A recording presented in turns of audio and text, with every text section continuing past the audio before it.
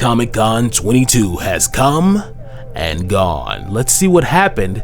Apparently Marvel announced a lot of phases and kind of hinted at phase 7. Whoa. And DC did nothing. But they did cancel Batgirl and the Flash CW, so let's talk about that. And let's get into some tech talk, bro. Artificial intelligence artwork, augmented reality, it's all happening. Welcome to Panel of Frames. Aren't you lucky?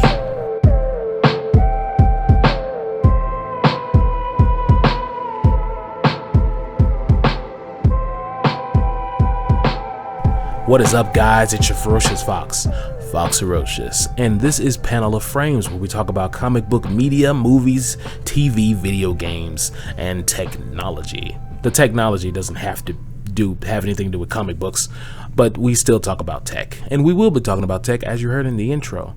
So, last episode, we were talking about Marvel's Comic-Con 2022. And my excitement was warranted. Happy to say that. First off, let's get this bell work out the way. You can support us by downloading the show. You can support us by following and sharing the podcast with your geeky friends, your nerdy nerds. And if you know Kevin Feige, go ahead and send him this too. Go ahead, just go ahead and just email. You know, it goes down in the DMs. I don't even think Kevin Feige's on Instagram. So good luck. And this episode, as well as the previous episodes, is sponsored by Anchor, and you'll hear about that later. For now, let's get into it. Let's go ahead and get right into the meat of it. In the media segment today, let's talk about Comic-Con 2022. MCU. We felt like they weren't maybe having a plan with Phase 4. We felt like the movies were just kind of, random, and TV shows, random events were happening. We started to get some connective tissue. We're just now starting to get some connective tissue with Ms. Marvel. But at Comic-Con, Hall H, Marvel Cinematic Universe Phase 5, they laid it all out for us. Y'all, I'm not gonna go into Phase 5 today. I feel like that needs several more videos or podcasts. I might have to make YouTube videos for those. There's so much to dig into for Phase 5. Just know that Blade is coming, the Thunderbolts movie's coming, all that stuff that we speculated mostly is coming. The only thing that is not happening in Phase 4 is Fantastic Four. And I know that Kevin Feige wanted to do it. I know he did. They couldn't work it out. So they moved Fantastic Four to Phase 6. It's the first Phase 6 movie. And I find that interesting because the other two movies that they've released, or that they've said, not released, but said that they were releasing in Phase 6, are Kang Dynasty, an Avengers movie, and the other Avengers movie that everybody has speculated and known about. And why are they doing this? Yes, Avengers Secret Wars. I'm hyped. I'm hyped. And add on the fact that Kang Dynasty and Secret Wars are coming out in the same year, months apart. You remember when Infinity War came out and everybody was like, wow, that wait for Endgame was way too long. It went by really quick when you're there, but the hype had died down considerably. So I cannot wait to see the end of Kang Dynasty, because there's going to be a WTF, a big WTF. And I don't know what it is, but if they're coming out with another movie months later to finish it, come on, guys. This might be super duper crooper Freddy Krueger lit. Let's see. There's 8 missing dates in Phase 6 as well. They only reveal Fantastic Four, Kang Dynasty, and Secret Wars, which also means that Fantastic Four is a linchpin in that phase because it's the first movie of Phase 6. Kang Dynasty and Secret Wars has to somehow flow out of Fantastic Four. The most obvious connection that we have, guys, is that Kang is distantly related to Reed Richards. I don't know how they're gonna fix that, but guys, I love me some comic book family drama. And this is the Marvel's first family, and they get some family drama in this phase. I'm in there. But what are these 8 missing dates in Phase 6? Some of these have to be sequels. I don't think Guardians 4 is going to happen in Phase 6. What could some of these be? I think there's going to be a mixture of new and old. I think there's going to be less TV shows. And I don't know what else. I feel like Nova's coming. I feel like Nova has to be somewhere, or some other space-based thing has to be somewhere in here. X-Men, obviously. X-Men is coming. I think Phase 7 is going to have the second X-Men movie, because I think X-Men, the first new MCU X-Men movie, I get a feeling it's going to be in Phase 6. Somewhere. Could be the top or could be the bottom. But that's going to be very interesting to have X-Men in Secret Wars. That's why I think that's going to be in Phase 6, because I don't think they're going to pass up the opportunity to have the Avengers and the X-Men and the Fantastic Four all against one enemy. Who knows what happens in Phase 7? What if the Avengers piss the X-Men off and the Fantastic Four are just in the middle of it? You know, though, that one day we're going to have to see Avengers versus X-Men. It's going to happen. It might be different from the comics, but they are going to do it. The title by itself, it generates too much hype from everybody, comic book fans and only people that watch the movies. If I said that to my sister, she'd be like, whoa. You know, she knows how crazy that is, and she does not follow any of this. Guys, we're in for a treat. Like, there's all of these movies and shows, they won't be fantastic, no pun intended. The ratio of bad to good, or meh to good, as it were, for these movies and TV shows for the MCU, I think it's going to change. I think it's going to improve from Phase 4. Also, Black Panther Wakanda Forever. They said that was supposed to be the last Phase 4 movie. James Gunn has come out and I guess corrected that. I don't know if he has the authority to correct it, but he corrected it. He said he's correcting it, so I'm going to let him do it. He's closer to Kevin Feige than I am. MCU Phase 4 actually ends with Guardians of the Galaxy, not Guardians of the Galaxy 3. Phase 4 ends with the holiday special, and they're considering that to be the epilogue of Phase 4. So, what do you think is going to happen after that? What do you think they're going to put in this epilogue to kind of kick off, like, hey, Phase 5 is going to be way more exciting, because they're going to do something near the end of Phase 4, you know? I don't know. But I cannot wait to find out. Too bad I have to. Second topic in the media stuff. Now I want to talk about DC. Oh, man. This isn't the topic for this section, but I do want to talk about how they only had Black Adam for their Comic-Con. Warner Brothers Discovery is strongly restructuring things over at DC Comics and DC Films. We'll see if it turns out to be good, or if they are removing the good things and the bad things. We'll have to see. But the main thing for today, Batgirl, the movie that a lot of people didn't know was happening, canceled for both theaters and HBO Max, Joe. Yo, they were like, this is not even good enough for streaming. And I hate that. I really do hate that mentality. I hate that streaming is a downgrade and y'all just dump it on. I hate it, because like when you put something direct to streaming, there are still movies that are essentially that movie's competition that are well-regarded movies in film. Batgirl costs $90 million, y'all. David Zaslav is not playing with y'all, okay? He's not done canceling things either, because we're going to talk about what he canceled next. He's willing to throw away $90 million. So maybe we won't see the Flash movie. Dude, he's willing to just, yeah, we're done. There are rumors that they're going to roll HBO Max into Discovery Plus. I bet you didn't even know Discovery had a streaming service. And that's why that's a bad idea, because you should go with the more recognizable brand. I've never heard anybody talk about this Discovery Plus is the best streaming service. They got the best stuff. Nobody has ever said that. Nobody has ever said that. The conversation is between Disney Plus, HBO Max, Netflix, and then if you want to stretch it, Peacock and what was the other one? Paramount Plus. That's if you want to stretch it. WB canceled it because, and I think it was done mostly. WB said we're not releasing this because they want to focus on theatrical features, and they said the Batgirl quality didn't hold up for both theaters and HBO Max. The show used to have a budget of $70 million, and they increased it to $90 million. I'm assuming so they could just add some pretty things on top of it to make it look more expensive, and it didn't work. That's what it sounds like. WB also says that the Batgirl actress Leslie Grace, who looks amazing as Batgirl, wasn't the problem. Her acting skills weren't the problem. Of course they're going to say that because they have a contract with the actress. I think the real problem is that Batgirl had connections to the DCEU. I think that's the real problem here.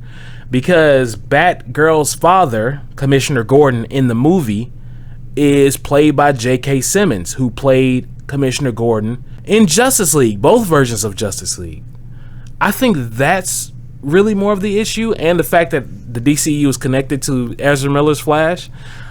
I think they're trying to cut every tentacle off that monster. I think they're like, we are done with the DCEU.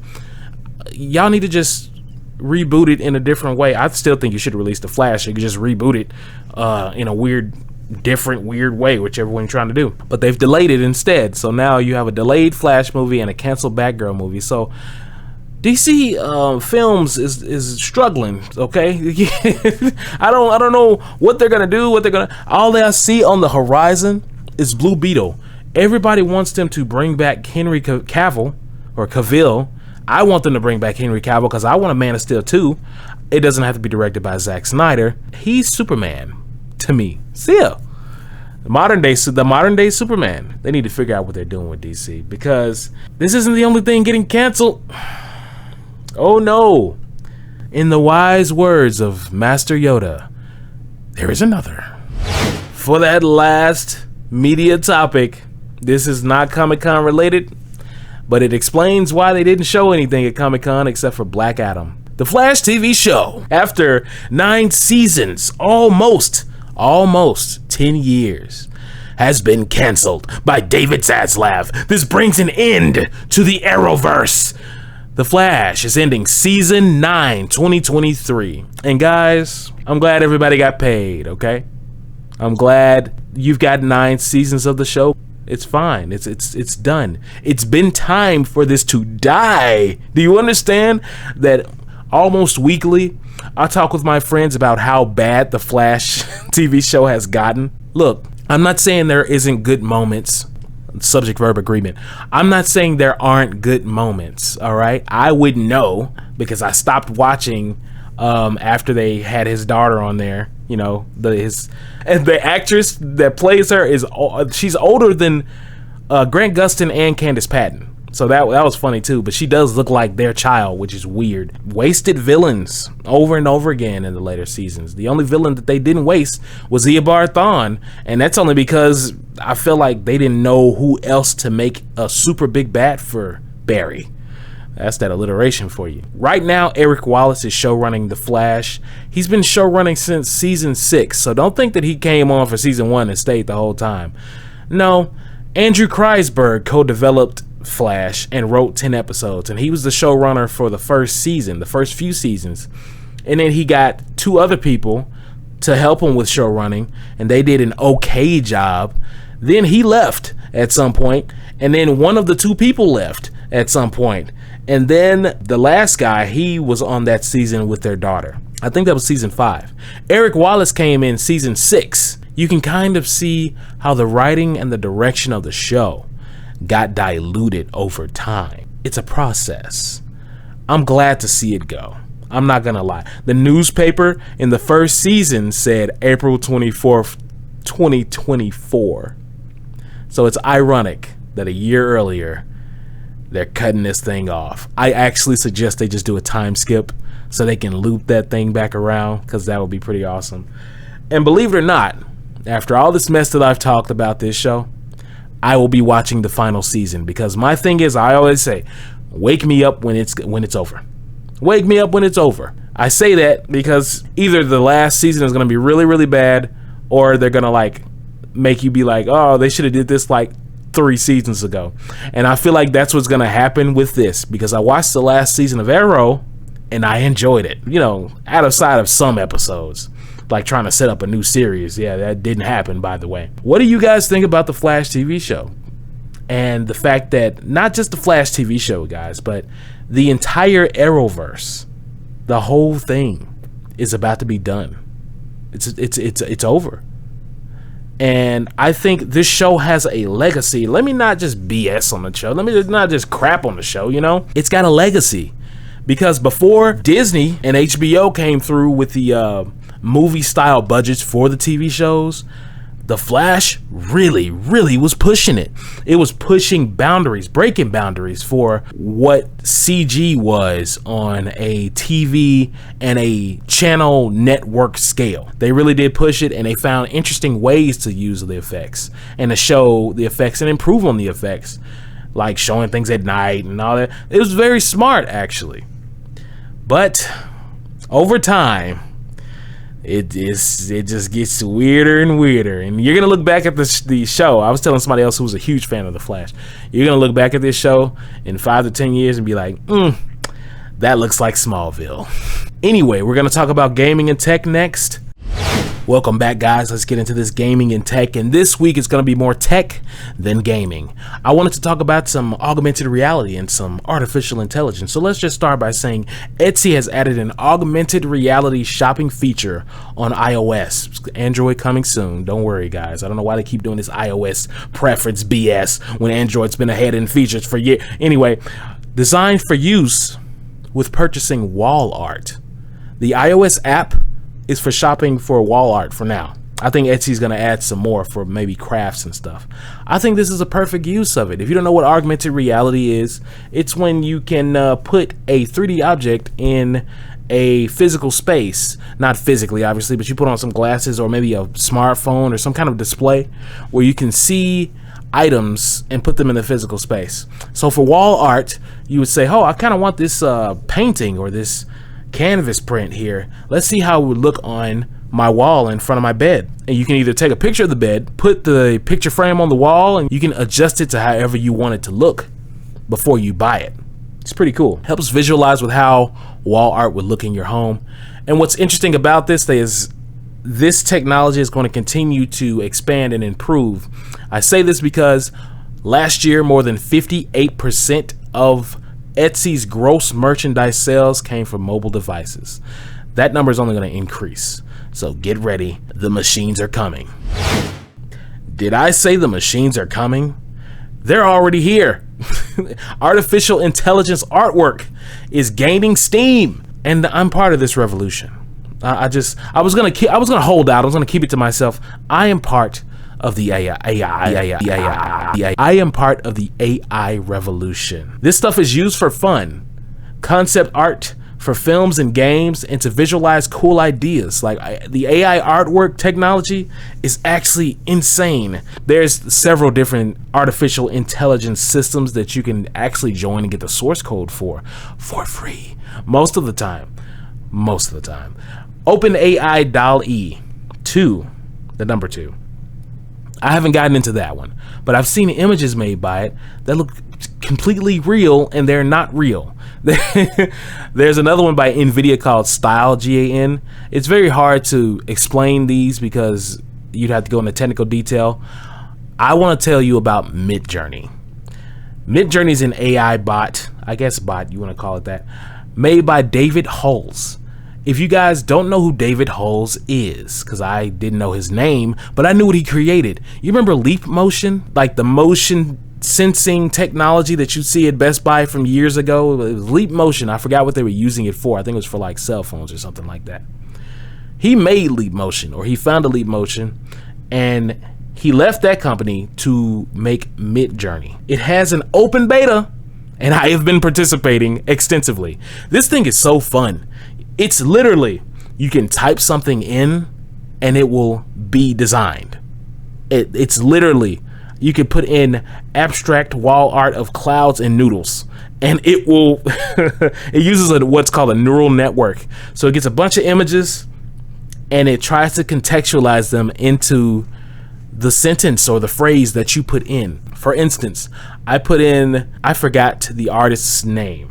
I forgot the art. That's not what I typed in, but I forgot. There was a Russian artist, and I put in Spider-Man by his name, and it seriously, it's kind of scary. It generated 4 different images of what looked like Russian style art, but Spider-Man. It's crazy. It's very hard for me to conceptualize and talk to you about without you actually seeing it. I'll tell you what. In the show notes, I'll have a link to my gallery. I have a gallery down there because it's an open beta. They have all the images that are, unless you pay for a private plan, they have all the images that people are generating, and some of them are, number one, horrific. I tried to generate a T-Rex wearing sunglasses or wearing glasses. It sent me monsters. So you can easily make horrific monsters in this.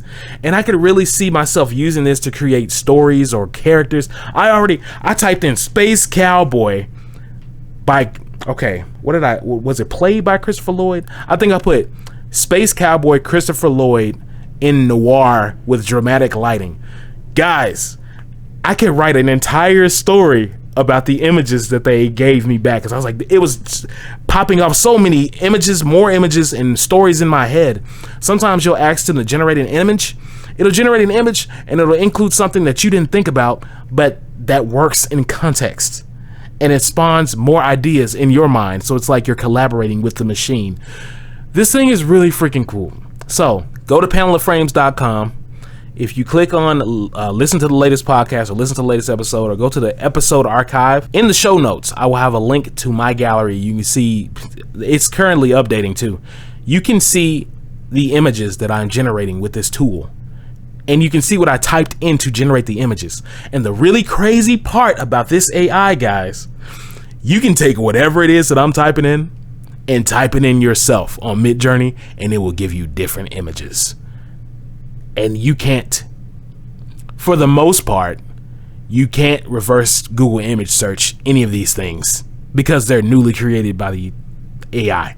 We are in the cyberpunk serial experiments lane, Ghost in the Shell future, y'all. I just want you to know that.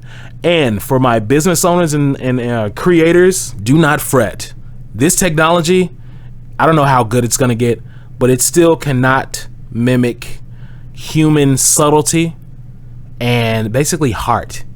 It's very difficult to generate like a human's intuitiveness in this way. Your job is safe for now.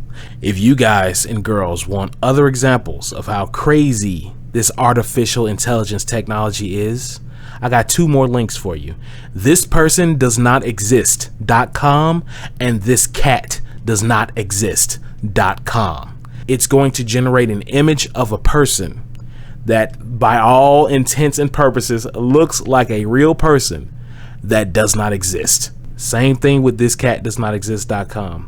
Generating images of people and organisms that do not exist. And you can look at these and say, this is a person, but that person is an amalgamation of AI images put together to create a new person.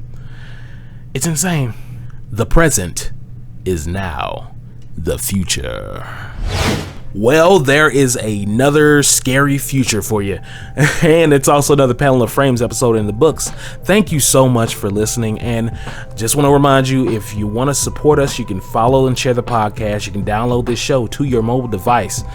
And the next episode should be out Wednesday, life permitting. Okay, a lot of things have been going on. Today I went out looking for a new used car. That's why this episode is pretty late. I meant to backdate this, but I just decided to go ahead and record it today. If you'd like a link to my AI gallery and expanded show notes, you go to paneloframes.com, find this episode, and look into the show notes. The links should be there for you. And other than that, I got nothing else. You have a blessed one. This has been your Ferocious Fox, Foxerocious, with Panel of Frames. And stay crimson.